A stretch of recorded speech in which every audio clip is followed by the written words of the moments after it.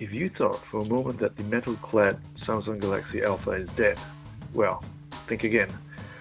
Launched several months ago, Samsung has apparently stopped production of the new premium mid-ranger.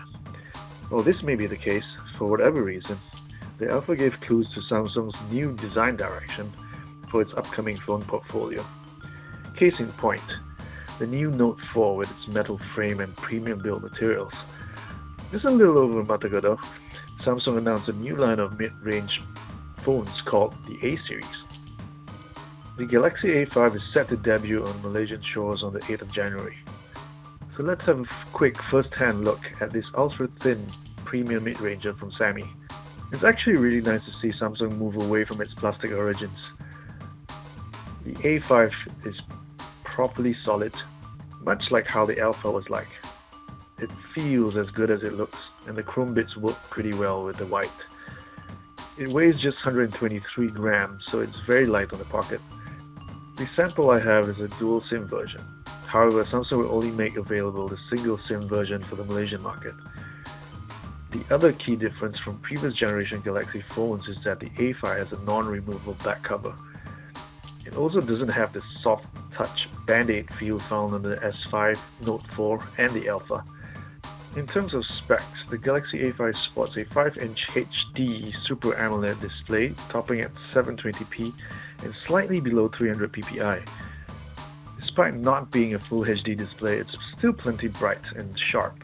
Internally, the A5 comes powered by a quad-core Qualcomm Snapdragon 410 running at 1.2 GHz. This is paired with an Adreno 306 GPU. In terms of memory, the A5 packs 2 GB of RAM and 16 GB of internal storage. There's a microSD slot supporting up to 64 GB of additional storage.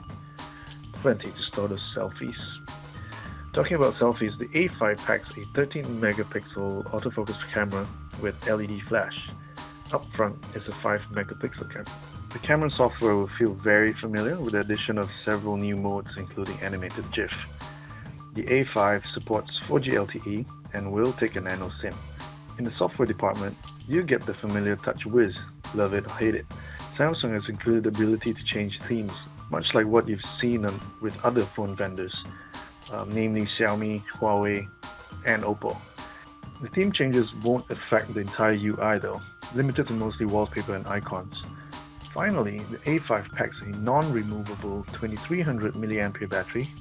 Not the biggest battery you'll find on a modern smartphone, but should be adequate for the full day's worth of juice. In the US, the A5 costs over $400, so it isn't a cheap phone. Could we expect it to be priced around 1200 to 1300 ringgit when it gets here? We'll have to see. So there you go, the all-new metal Samsung Galaxy A5.